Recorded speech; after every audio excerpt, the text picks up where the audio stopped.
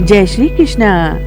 दर्शकों, आज एक बार पुनः आपको लिए चलते हैं वृंदावन धाम के एक ऐसे विशिष्ट मंदिर में। जी हाँ, गोविंद देव मंदिर में।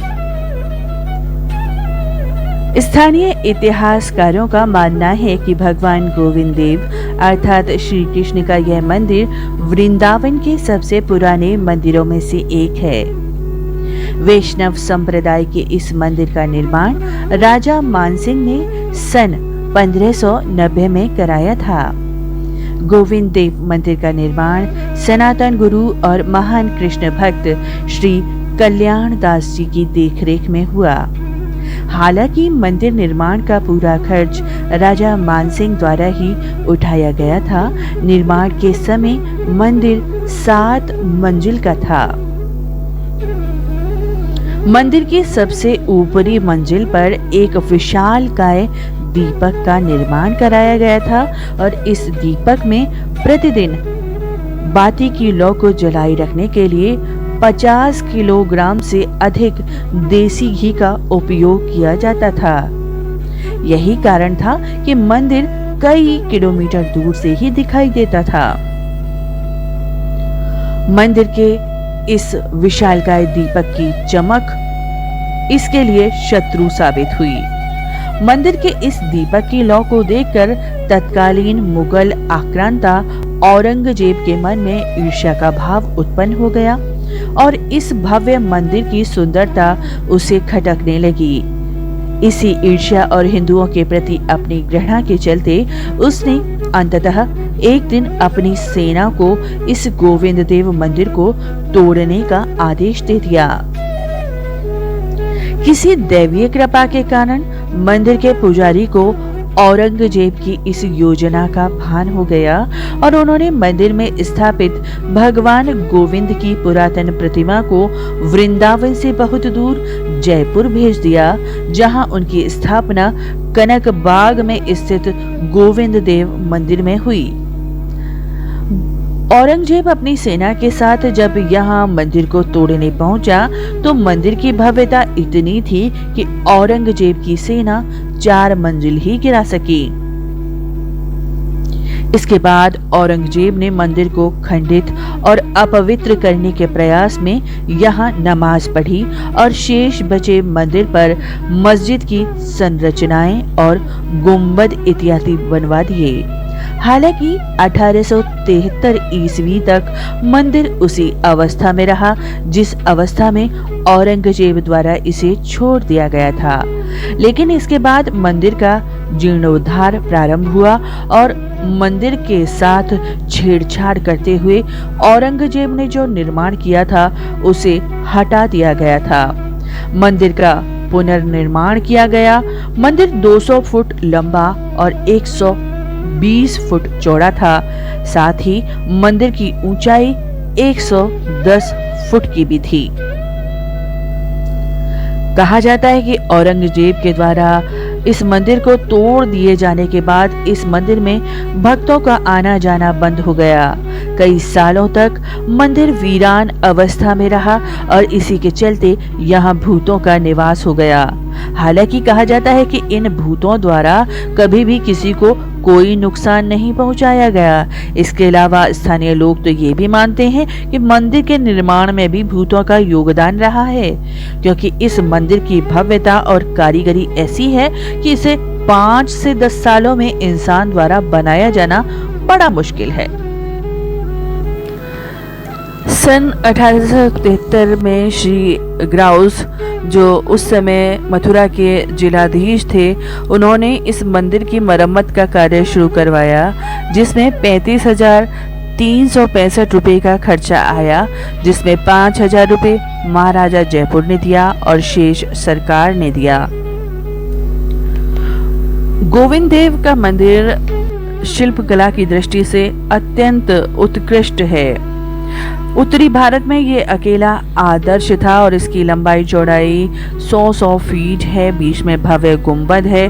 चारों भुजाएं नुकीली मेहराबों से ढकी हैं। दीवारों की औसत मोटाई 10 फीट की है और ऊपर और नीचे का भाग हिंदू शिल्पकला का आदर्श है और बीच का मुस्लिम शिल्प का। कहा जाता है कि मंदिर के शिल्पकार की सहायता अकबर के प्रभाव के कारण कुछ ईसाई पादरियों ने की थी। यह मिश्रित शिल्पकला का उत्तरी भारत में अपनी किस्म का एक ही नमूना है। खजुराहो के मंदिर भी इसी शिल्प के हैं। मूलभूत योजना अनुसार 5 मीनारें बनवाई गई थीं, एक केंद्रीय गुंबद पर और 4 अन्य गर्भगृह आदि पर।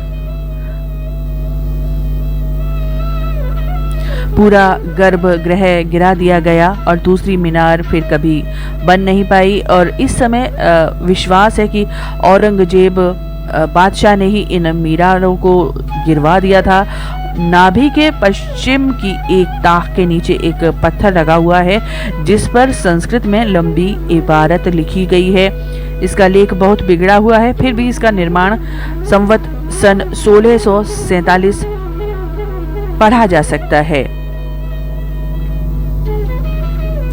और आइए अब आपको कराते हैं यहाँ मंदिर के अंदर के श्री विग्रह के भी दर्शन और विशेष रूप से विविध रोचक जानकारी आपको दिलवाएंगे यहाँ के सेवायत से।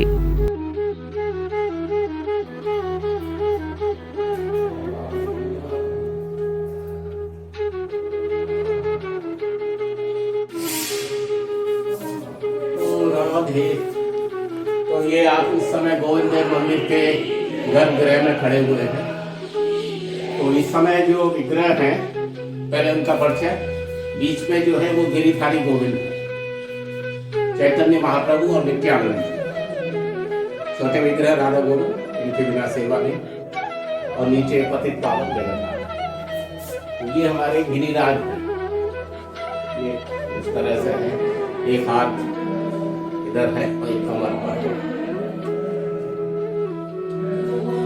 तो आप देख रहे हैं ये सब जो है नया निर्माण है। तो मंदिर का बारे में सबसे पहले बात, ये बद्रीनाथ के द्वारा गोविंद देव जो है उनका निर्माण हुआ। कृष्ण जी के प्रपौत्र थे बद्रीनाथ जी, अनिल के लड़के।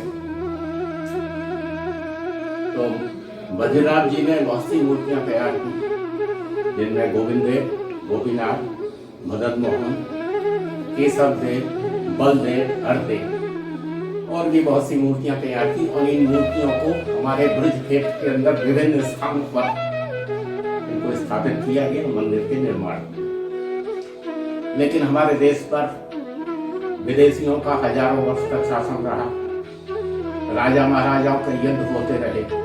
तो कालांतर में ये सारे विग्रह जो है जमीन में छुपा दिए गए और बाद में विभिन्न संतों को प्राप्त हुए।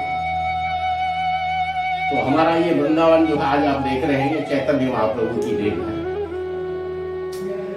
आज से जहां से अभी आप नीचे से आए हैं, 200 वर्ष पहले तक नीचे सड़क जहां रंगनाथ जी का मंदिर है, वहां यमुना नदी रहती थी।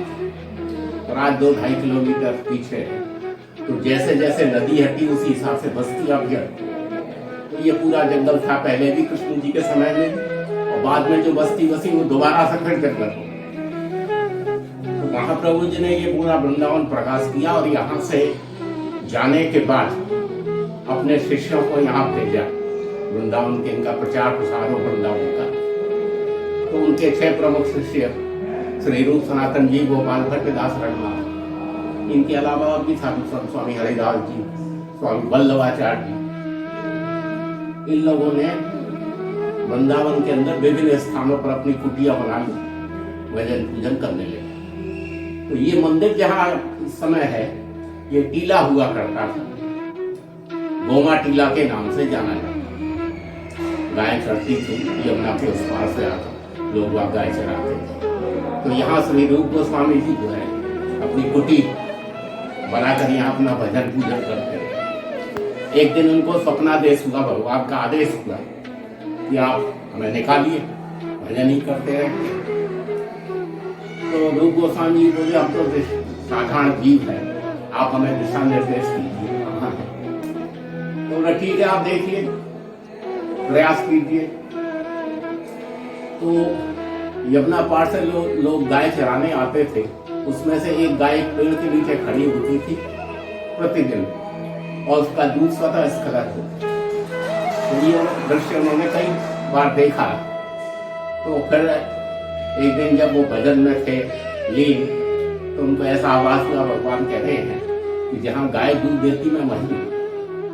तो गांव वाला के द्वारा खुदाई से गोविंद देव जी प्राप्त, उन्होंने कुटिया में रख दिए, भजन पूजन चलता था। बाद में मंदिर का निर्माण जो है महाराज मान सिंह जयपुर वालों ने करवाया। बताते हैं ये जब बनाया गया 7 खंड 7 मंजिल का था। इसके ऊपर होली दिवाली हमारे जो त्योहार 50 किलो घी का दिया जलता था, उसकी रोशनी दूर दूर तक दिखाई देती। समय निकलता रहा, अकबर का साम्राज्य था। अकबर के बाद जहांगीर, शाहजहां, फिर बैठे और उनसे दिल्ली की गद्दी पर। तो औरंगजेब ने अपने पिता शाहजहां को आगरे लाल किले पर नजरबंद किया हुआ था। तो औरंगजेब दिल्ली से बीच बीच में आगरे आते थे अपने पिता की हालत देखने के लिए। तो किसी त्योहार के वक्त आके उन्होंने रोशनी वगैरह देखी, तो उन्होंने जानकारी की ये रोशनी कहाँ से आती है। उनको बताया गया हिंदुओं के मंदिर हैं और उत्सव पर ये दीप जलाए जाते हैं। औरंगजेब बोले हमारे शासन में दूर दूर तक इतनी बड़ी कोई मस्जिद नहीं, तो ये हमारा अपमान है, हमारे धर्म का अपमान है। तोड़ने का आदेश हो गया। तो पहले तो मथुरा में जन्मस्थान तोड़ा गया, यहाँ मस्जिद वगैरह बना दी। उसके बाद यहाँ चढ़ाई हुई। तो यहाँ जो सेवायत लोग थे वो मूर्तियों को लेके यहाँ से चले। तो प्राचीन मूर्तियां कभी आप जयपुर जाएंगे, हवा महल के पीछे मंदिर है गोविंद देव जी, वहाँ पर मूर्तियां नहीं मिली। तो ये ऊपर से शिखर के रूप में जो हिस्सा था वो गिरा दिया गया तोपों से। जहाँ अभी बाहर से आप आए हैं, यहाँ चंदामृत वगैरह दिया जा रहा है, उसके दोनों तरफ कलाकृतियां हैं, वो सब डिफेस है, नष्ट की गई है। ये स्थान जो था गठबंधन बारूद लगा के वहां दिया गया, और भी पीछे विरासते थे क्या कुछ, ये सब नया निर्माण है। बाद में अंग्रेजों के राज्यकाल में 150 से 250 वर्ष तक लगभग ये खंडहर के रूप में पड़ा रहा। बाद में मथुरा के कलेक्टर हुए FS ग्राउंड्स, तो उनके प्रयास से ये इसका संस्कार वगैरह किया गया और साधु संतों के द्वारा ये मूर्तियां। अभी मैं आपको वो जगह दिखाता हूँ जहाँ से गोविंद देव जी प्राप्त हुए।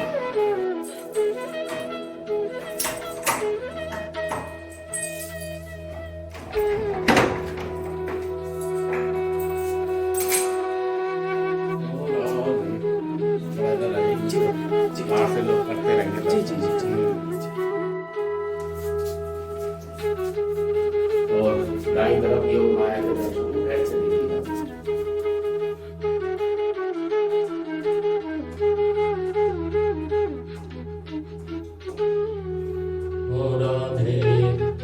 आपको दिखाता हूँ। ये है चक्रशाली ग्राम।